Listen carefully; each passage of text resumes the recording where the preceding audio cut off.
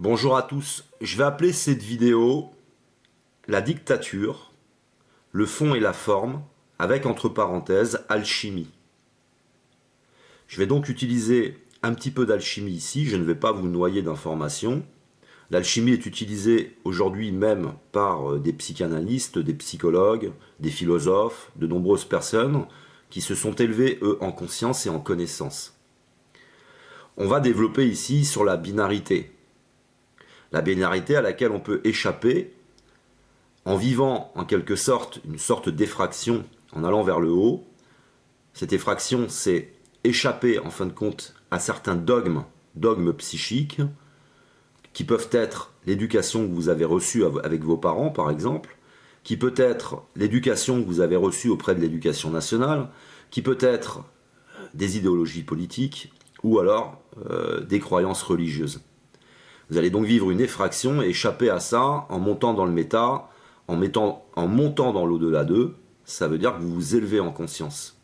On va parler de binarité donc. On va parler de ternaire. On va parler également de la perversion narcissique, puisque c'est elle qui, à un moment donné, va instrumentaliser cette binarité du bas. C'est aussi l'ingénierie sociale qui utilise la binarité pour vous faire consommer. Je vous donne un exemple de binarité dans le raisonnement. Si vous interrogez certains électeurs de M. Macron, ces personnes vous diront « je ne connais pas le programme, j'ai simplement confiance en cette personne et puis c'est une jolie personne, c'est une belle personne ». C'est ça la binarité, c'est le raisonnement infantile. C'est papa, maman, je t'aime pas, le chaud, le froid, la gauche, la droite, le haut, le bas, etc. Et on nous maintient dans cette binarité. Et une dictature ne peut s'instaurer qu'en passant par la binarité. Exactement comme l'ingénierie sociale qui participe à cet effondrement.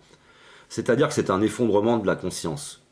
Je vais utiliser un schéma pour les enfants, bien sûr je ne vous prends pas pour des enfants, mais je vais utiliser un schéma, celui de Gilbert.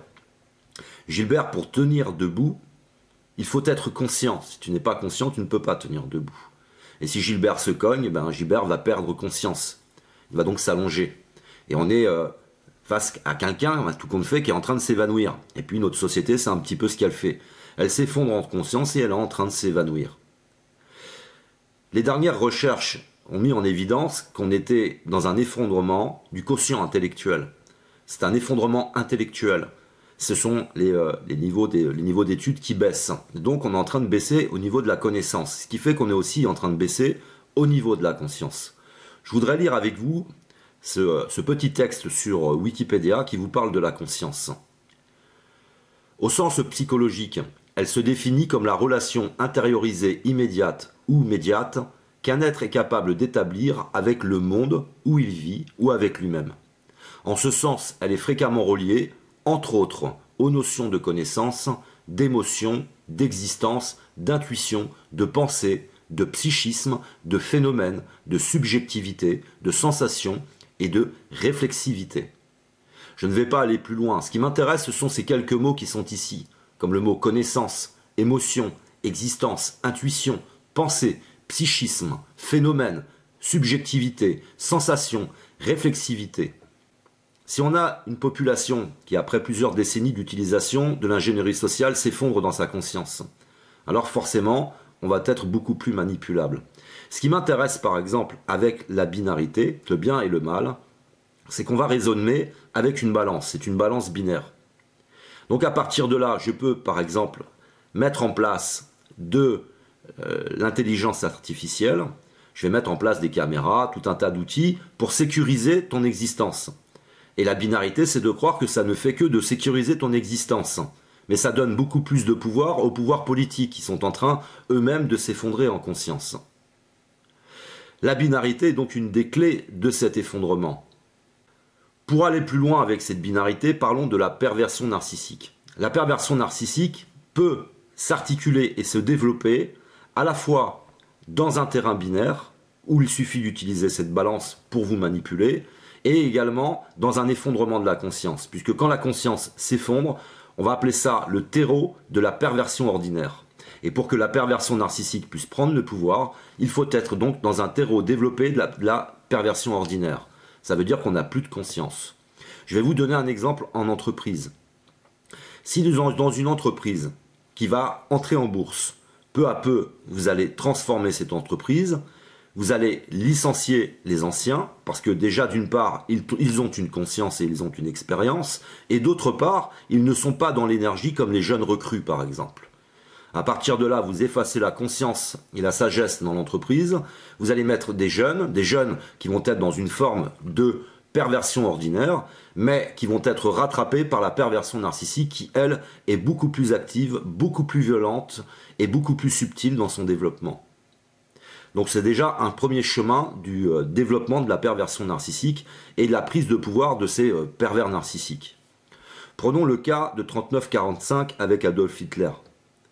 Ce qui va nous pousser par exemple à nous intéresser à l'éducation, puisque Adolf Hitler va développer cet aspect de la perversion narcissique à cause de son éducation, à cause d'un père extrêmement violent, et puis dans un monde où il va se construire psychiquement dans des formes de contresens.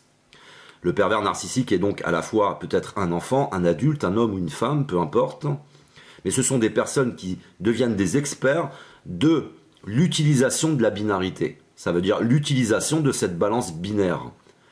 Et donc ils vont mettre en place une forme de propagande. Il m'a fallu des années déjà sur Internet pour sortir de cette binarité le plus possible. Je ne pense pas être sorti complètement de cette binarité, puisqu'il me faut énormément de connaissances pour sortir de la binarité dans des domaines et dans d'autres. Mais quoi qu'il en soit, si nous ne faisons pas tout un travail d'information, d'éducation populaire auprès de la population, elle restera dans cette balance binaire et complètement instrumentalisable. C'est d'ailleurs intéressant de voir la dualité qu'il puisse y avoir entre les personnes éveillées et les personnes non éveillées. Éveillé ne veut pas dire que nous ne soyons pas binaires. Vous avez pris conscience qu'une dictature est en train de se mettre en place et vous allez stigmatiser les autres de moutons. Alors qu'en réalité, vous n'êtes pas né éveillé. Ce sont des circonstances qui ont participé à cet éveil, des rencontres, des chocs dans la vie, certaines choses qui viennent comme ça à un moment donné te bousculer et éveiller cette conscience. Mais un enfant, quoi qu'il en soit, ne naît pas éveillé. Il va éveiller les choses à partir de sa relation. Tout ça est un peu une forme de relation extrasensorielle où, à l'extérieur, des choses viennent éveiller cette conscience. Ça peut être ton éducation, des rencontres, les parents, un certain nombre de choses qui font que tu vas t'arracher, en fin de compte, à cette matrice artificielle qu'est notre système aujourd'hui, dans lequel on va être enfermé dans une forme d'intelligence artificielle. Mais vous voyez qu'il y a déjà une division. Une personne qui est divisée, qui est dans le bas, dans la binarité, et divisée avec des personnes les moins éveillées, qui les appellent des moutons, est aussi quelqu'un de binaire. Ça veut dire qu'il lui reste encore un long chemin à parcourir pour se comprendre lui-même. Il m'a fallu aussi du temps sur Internet pour faire la part des choses. Il ne s'agit pas de diviser, mais vous avez des personnes qui militent sur Internet, qui sont des pervers narcissiques, pervers sexuels, qui combattent la politique. Vous avez donc des personnes sur un terrain. Ce terrain est tout un business pour la politique ou un business pour la dissidence. Vous avez donc des pervers qui combattent d'autres pervers et qui, en échange de quelques procès, parfois de quelques milliers d'euros, vont pouvoir gagner des centaines de milliers d'euros. Il y a aussi donc sur Internet des brebis entre guillemets galeuses. Vous avez aussi sur Internet une forme de saturation, ce qui veut dire que énormément de personnes se sont mobilisés sur Internet. Certains ont réussi à se spécialiser et sont dans une forme d'évolution, de professionnalisme pour nous informer. Et vous en avez d'autres qui restent profondément binaires, qui sont devenus des prédateurs de l'actualité, des prédateurs de scandales et qui font tout le temps appel, eux, à nos émotions, à notre binarité, pour essayer de mobiliser un petit peu d'attention, voire gagner un petit peu d'argent, etc., etc. Mais ce qui m'intéresse ici, c'est qu'il y a des personnes saines sur Internet et cette suractivité sur Internet, cette saturation sur Internet crée davantage de divisions. C'est une proposition que je fais, mais depuis plusieurs années où je suis sur Internet, j'ai deux noms qui me reviennent le plus souvent. Le premier nom, c'est Salim Laibi, le libre penseur, et le second nom, c'est Laurent Berruyer. Les deux ont un blog, et ce sont ceux qui apparaissent le plus, en tous les cas, dans les commentaires. On aime ou on n'aime pas, ils ne sont pas parfaits, mais en tous les cas, je pense que ces deux personnes sont intègres et honnêtes. Voilà. Après, c'est vrai qu'il peut y en avoir un qui est un peu accusateur, mais de quelle façon, personnellement, moi je suis arrivé. Je ne suis pas arrivé de la meilleure des façons. Donc, le temps que vous m'accordez quand vous regardez cette vidéo, c'est de la puissance que vous me donnez. C'est comment dire, c'est de l'énergie que vous me donnez. Ça veut dire que vous me permettez d'exister au travers de ce regard. Et ce que je constate, c'est qu'il y a énormément de personnes qui militent, beaucoup de divisions, et du coup, ça fait perdre du pouvoir peut-être aussi à ces différentes personnes comme Salim Laibi et Laurent Berruyer sur Internet, puisque on va s'éparpiller un petit peu. Ce pourquoi j'ai choisi d'aller sur le terrain. J'ai choisi d'aller sur le terrain maintenant, dans l'avenir, parce que le terrain, lui, est abandonné. Et c'est grâce aussi à la transmission, parce qu'on a un de nos politiques qui va sur le terrain régulièrement, qui arrive à réunir des centaines en fait, d'adhérents, et qui fait de l'éducation populaire. Mais ce n'est pas le seul. Mais on voit que le terrain, déjà, il y a quelque chose à y développer. Pour revenir sur la binarité et la perversion narcissique, je vais vous mettre ici un schéma. Sur ce schéma, vous avez, c'est de l'alchimie, la matière et l'esprit. J'ai appelé ça la matrice et les sciences universelles. Il y a autant de maladies pour le corps qu'il y en a pour l'esprit. Et si l'esprit est affecté, ça peut affecter la matière. Et si la matière est affectée, ça peut affecter l'esprit. Il y a aussi autant de nourriture pour le corps que pour l'esprit. Ça veut dire qu'il faut avoir pour le corps une nourriture riche et variée. Il faut avoir une forme d'équilibre et d'alimentation qui soit saine. Mais c'est exactement pareil pour l'esprit. Et on peut affecter ces deux dimensions, par exemple, avec de la pornographie, on va affecter, on va affecter l'esprit. Mais bien sûr, les personnes qui sont dans la binarité vont nous ajouter un certain nombre d'éléments pour nous dire que la pornographie, c'est bon. Alors que les spécialistes, eux, qui sont dans une conscience beaucoup plus élevée, au milieu de cet effondrement du quotient intellectuel, nous disent que non, la pornographie, elle est dangereuse pour l'humanité. On voit bien qu'il y a des choses qui peuvent nous mettre tous d'accord. Vous êtes binaire, vous pensez que la pornographie c'est bon, vous allez essayer de me la vendre, et moi je vous dirais non, c'est pas vous que je vais écouter, le binaire qui va ajouter des éléments, à la fois un mélange peut-être de vérité et de mensonge, non, je vais écouter les spécialistes. Et c'est comme le sucre, si vous voulez savoir si le sucre il est bon pour votre santé, c'est pas la belle boîte que vous allez me préparer, les beaux yaourts pleins de sucre ou tout autre gâteau, je ne sais quoi. Non, je vais écouter les spécialistes et c'est le sucre qui lui va affecter le corps plutôt que l'esprit. On est donc dans une société où la politique ne nous protège plus de toutes ces problématiques. C'est à l'inverse. On va libérer les marchés, on va absolument tout libérer. Et c'est en quelque sorte libérer le diable ou libérer le Satan sur la population. Après, on peut croire que Satan et le diable existent, on peut penser que c'est de la mythologie.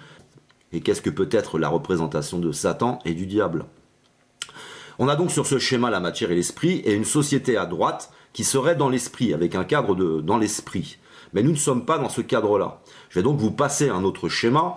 C'est dans ce schéma la matière, vous le voyez en rouge, qui domine l'esprit, avec un raisonnement binaire et une société qui est complètement affectée, et dans un cadre de binarité, de pulsion, de désir, d'envie, de jalousie, avec toutes les problématiques que l'on connaît. On voit bien qu'on a une société à droite qui est fondamentalement différente. Donc, comme le cadre est mauvais, comme on est binaire, on va bien sûr instrumentaliser cette balance binaire pour nous donner de la sécurité et nous laisser penser que ça a quelque chose de positif. On est toujours donc en train d'agir sur la forme des choses. Par exemple, le fond, ça ne va pas, ça va s'exprimer par la forme, on va ajouter de la prison, ce qui n'agit absolument pas sur le fond. Ce qu'il faut donc faire, c'est agir sur le fond des choses. Donc intéressez-vous de près à la perversion narcissique qui est toujours dans l'inversion. Perversion narcissique qui agit donc sur notre binarité et qui arrive à partir d'un raisonnement binaire, d'une balance binaire, à transformer le bien en mal et le mal en bien. Ça veut dire que c'est un mécanisme qui est extrêmement simple à comprendre. Comprendre la binarité, c'est quand même relativement simple. Ce qui veut dire qu'il faut monter dans le ternaire. Mais ce qui veut dire que la majorité d'entre nous, on perdrait du pouvoir, parce qu'on n'a pas suffisamment d'éléments, on n'a pas suffisamment de connaissances, et puis ça nous fait perdre le pouvoir. Donc on n'a pas envie du ternaire. Le ternaire, ça nous fait peur. Le ternaire, c'est le cadre. Le ternaire, c'est les anciens. Les ternaires, c'est la sagesse. Pourquoi pensez-vous qu'on mette nos anciens, on les regroupe dans un espèce de réservoir qu'on appelle des maisons de retraite et qu'on sépare les anciens des jeunes? C'est pas sans raison aussi. Ça veut dire que ce soit dans l'entreprise, retirer les anciens dans une entreprise ou retirer les anciens d'une société, ça a aussi son intérêt. Maintenant, je vous propose un petit exercice. Je vais vous remettre ce schéma. avec le binaire en bas, le bien et le mal, le ternaire en haut, ce qui est la connaissance, ça veut dire les causes à effet et les solutions. Et je vais vous prendre cet autre schéma, qui est l'imaginaire et le réel. L'imaginaire se situerait plutôt en bas ou en haut. On a vu que la société, d'une part, s'effondre dans son quotient intellectuel. Elle s'effondre dans ses connaissances. On a vu qu'elle devient malade. Elle devient malade dans la matière et elle devient malade dans l'esprit. Mais il y a aussi cette problématique d'imaginaire, dans laquelle imaginaire, on va pouvoir aussi instrumentaliser en y mettant par exemple des idéologies, un mélange de mensonges et de vérité. Donc pensez aussi à ces deux termes, l'imaginaire et le réel. Et où se situerait plus l'imaginaire et où se situerait plus dans ce tableau le réel. Je vous propose maintenant un autre schéma, c'est le modèle de Platon, où la connaissance est faite à la fois de croyance et de vérité. Ce schéma, vous le metteriez plutôt en bas dans le binaire ou plutôt en haut dans le ternaire, là où il y a les causes à l'effet et les solutions par exemple. On est bien en haut dans des sciences universelles, des sciences qui sont valables pour tout le monde. Il y a bien des croyances qui peuvent nous séparer, il y a bien toutes sortes de théories, mais il y a des choses sur lesquelles on est d'accord, il y a des choses sur lesquelles on est sûr. Ça veut dire que si on élève la population vers les connaissances, vers la conscience, alors tu rassembles les personnes. Et quand tu les fais redescendre dans le binaire, tu les fais redescendre dans la dualité. Il y a, comme le dit Gandhi, autant de religions que d'humains. Oui, en effet, nous avons tous des prismes différents, des connaissances différentes. Mais plus tu élèves les personnes vers la connaissance, plus, en fin de compte, tu peux atténuer les dualités. Bien sûr, il faut qu'on soit d'accord sur ses connaissances, il faut qu'on soit d'accord sur ses vérités, il faut qu'on soit d'accord sur ses croyances. Mais il y a bien des sciences universelles, nous sommes bien dans une matrice universelle. Ça veut dire que, également pour la dualité, le meilleur moyen de soigner la dualité, c'est d'élever la conscience. Alors bien sûr, avoir plus de connaissances, un petit peu plus de conscience, ça ne suffit pas, bien sûr, à éliminer la dualité. Il faut aussi faire un énorme travail sur soi, pour comprendre d'où peut venir cette dualité. Parfois, c'est un simple manque de confiance en soi, ça peut être ou sinon un petit peu trop d'orgueil. Il peut y avoir énormément de choses aussi qui participent encore à la dualité. Mais il y a la nécessité de se connaître soi-même. Maintenant que nous avons vu ensemble la binarité, si tu ne comprends pas la binarité, tu ne comprends pas les mécanismes qui se mettent en place et qui permettent en fin de compte cette instrumentalisation. On a vu la binarité, on a vu le ternaire, on a vu l'effondrement du quotient intellectuel, l'effondrement dans les connaissances, on a vu qu'on était malade au niveau du corps et au niveau de l'esprit, mais bien sûr il y a encore énormément de choses à ajouter, et je vous proposais maintenant de faire un petit travail sur cette statue que vous retrouverez à Paris, c'est la statue de l'archange Michel, qui est là, positionné sur un démon, il domine le démon.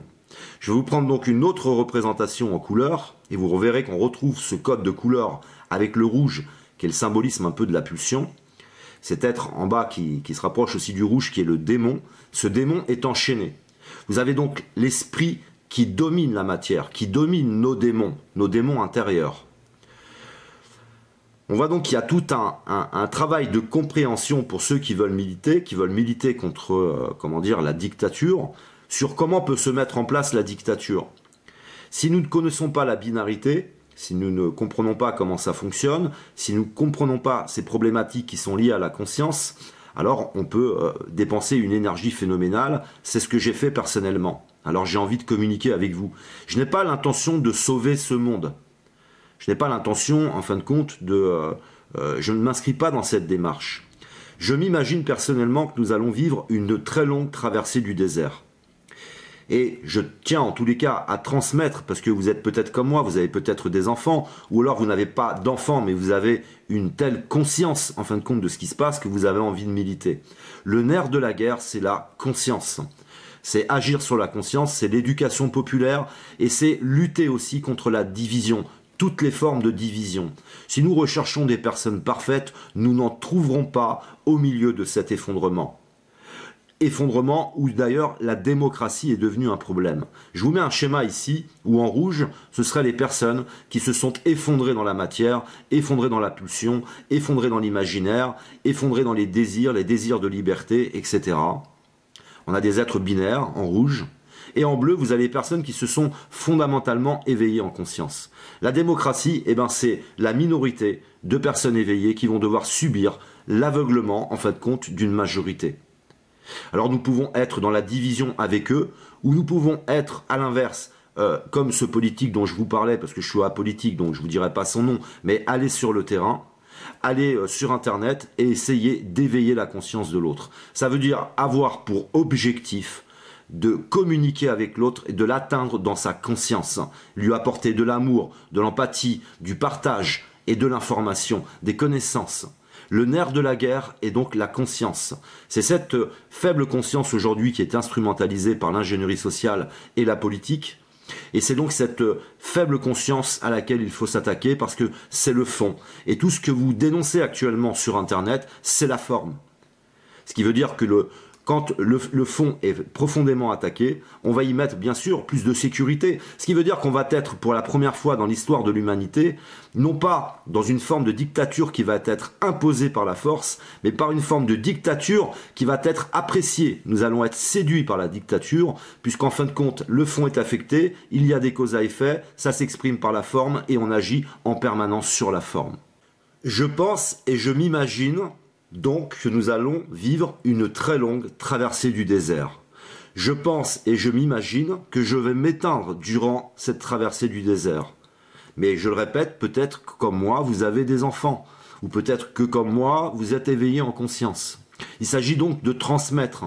Nous sommes tous les uns et les autres un système immunitaire potentiel. Et le système immunitaire, c'est la conscience. C'est exactement comme en biologie. Vos cellules sont faites de connaissances. Et si elles n'ont pas suffisamment de connaissances, on va faire des vaccins pour augmenter cette connaissance. Et cet ensemble de vaccins va être transmis à toutes les autres cellules. Je m'inscris donc dans ce sens-là. C'est-à-dire que nous qui avons été profondément marqués, profondément pervertis, nous pouvons être dans des psychoses, dans des névroses, dans une forme de perversion ordinaire ou plus. Mais en tous les cas, nous nous éteindrons dans ce désert. Et pour moi, le nerf de la guerre, aujourd'hui, il n'y a absolument rien d'autre que la conscience. Et là, surtout sortir de cette binarité. Sortir de la binarité, c'est recréer un ordre. Ça veut dire que l'ordre, ce ne serait pas comme dans un effondrement de la conscience où on se rapproche du règne animal. Le règne animal, ce sont des animaux qui ont une faible conscience d'eux-mêmes, une faible conscience des autres, où c'est la loi du plus fort. Ça peut être, comme là dans cette démocratie, la loi du nombre. Mais ce n'est jamais la loi de la raison, ce n'est jamais la loi des sciences universelles. Donc, remonter dans le ternaire, c'est recréer un ordre. Ça veut dire qu'on redonne du pouvoir à ceux qui ont des connaissances. On redonne du pouvoir à ceux qui ne sont pas dans la dualité. On redonne du pouvoir à ceux qui ont une conscience beaucoup plus élevée. Et nous avons vu que durant cet effondrement, ce sont les enfants qui prennent le pouvoir, puisque aussi nous sommes bien sûr dans un effondrement des pères et des repères. Renverser cet ordre, c'est repartir vers le haut, c'est l'effraction, c'est la connaissance, c'est cette conscience plus élevée, c'est connaître les causes à effet et surtout les solutions. Et s'effondrer dans la conscience et s'effondrer dans la binarité, c'est s'effondrer dans une inversion entre le bien et le mal, c'est s'effondrer dans toute forme de dualité, d'animosité, etc. Pour sortir de l'animosité, pour sortir de cette faible conscience, il faut s'élever en conscience. Il faut donc vivre l'effraction. Si vous le permettez, je vais reprendre avec vous deux exemples. Le premier exemple, ça va être les licenciements de masse de chez Free. Ça va agir sur l'esprit des gens. Ça veut dire que ce sont des personnes souvent qui vont tomber en dépression, ce sont des personnes qui vont vivre le chômage pour un licenciement abusif en utilisant la faute lourde. Ce qui m'intéresse, c'est qu'il n'y a que dans la binarité que ce type d'exemple peut exister. Les entreprises actuelles ne peuvent exister que dans la binarité. Si elles devaient assumer de nous rendre malades dans la matière ou de nous rendre malades dans l'esprit, si elles devaient assumer ça, elles ne pourraient pas exister. Je vous prends un autre exemple. Il y a une baisse des suicides chez les jeunes. On pourrait penser que c'est positif. Il y a une baisse de suicides chez les jeunes parce que ces jeunes vont pouvoir avoir accès maintenant aux antidépresseurs. Nous sommes toujours dans l'adaptabilité, nous sommes toujours dans le dopage. Je vais te doper. Non, tu vas pas te suicider, je vais te doper. Et c'est pareil pour la Terre. On dope la Terre, on dope absolument tout, on dope les humains.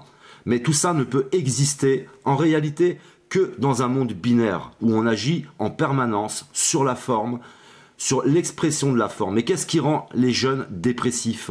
Qu'est-ce qui fait que les jeunes se suicident? Ce n'est pas là-dessus qu'on va agir. Alors on va te doper.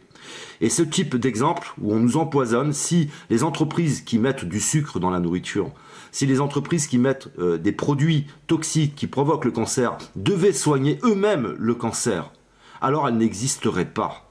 Et c'est à la politique de prévenir ça, de guérir ça. Mais vous l'avez compris, dans cette inversion entre le bien et le mal, c'est aussi une inversion de la place. C'est aussi une inversion des rôles qui ne peuvent s'inverser que dans la binarité. La place, c'est quoi la place de la politique? La place de la politique est de nous servir nous, mais ils servent leurs propres intérêts et ils servent les intérêts justement du modèle économique. Un modèle économique est là pour nous rendre service. Ça nous permet par exemple de capitaliser notre énergie, de capitaliser notre conscience, notre intelligence. Mais à la fin, on est au service du modèle économique. Ça veut dire que les places s'inversent, les rôles s'inversent, et c'est à ce moment-là aussi que les enfants prennent le pouvoir. On a les pères qui s'effondrent parce qu'ils sont pris dans leurs investissements, ils sont pris dans des paradigmes très particuliers. Ce n'est pas les enfants la priorité.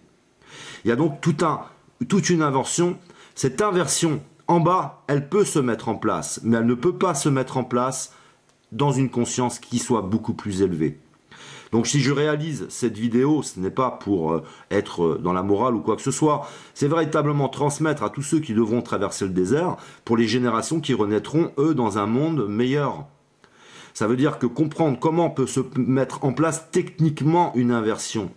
Celui qui ne connaît pas la binarité, qui ne connaît pas les mécanismes de la binarité, qui ne connaît pas donc le fond des choses, ne peut pas comprendre réellement comment peut se mettre en place une dictature.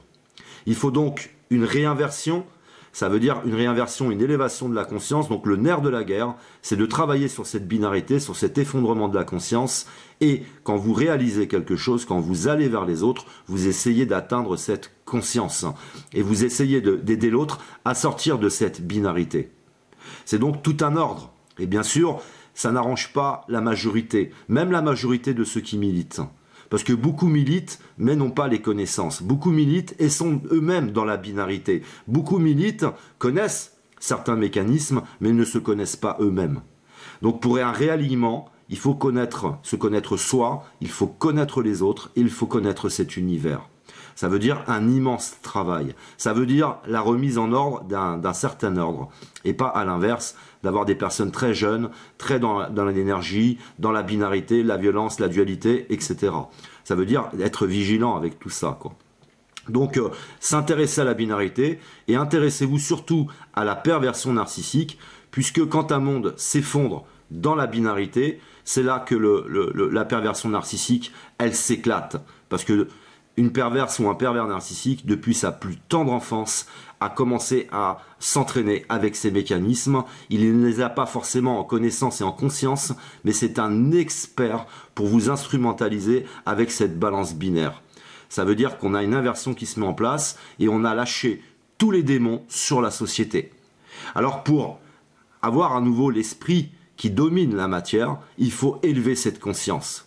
Avoir cette très grande conscience de soi-même, cette très grande conscience des autres et cette très grande conscience de cet univers. Pour finir, je voudrais vous passer un message à la fois politique et religieux. Ce message politique, c'est que si nous voulons arrêter de tourner en rond dans un mécanisme binaire, à voter un coup à droite, un coup à gauche, à se retrouver au second tour dans une configuration binaire où on nous demande de nous réunir pour lutter contre le mal, il faut donc sortir du binaire et s'élever en conscience. Et ce message religieux, je voudrais le passer aux catholiques, puisque je suis catholique d'origine. Le catholicisme a combattu la science et a donc combattu la connaissance. Par-delà, a combattu le ternaire. Elle s'est donc combattue elle-même, cette religion. Ce qui fait que le modèle à la fois politique et économique, lui, a su utiliser la science et la connaissance, l'ingénierie sociale, pour nous mettre sous asservissement. Voilà, c'est une leçon qui nous aurait en plus permis de pouvoir détecter la perversion narcissique et qui aurait évité au Vatican de faire une déclaration pour la protection de l'environnement seulement en 2017. C'est un tout petit peu tard pour réagir. Donc si nous voulons combattre le mal, nous ne pouvons le combattre qu'avec de la connaissance. Merci de m'avoir écouté, je vous aime, que l'amour, l'art et l'autre soit avec vous.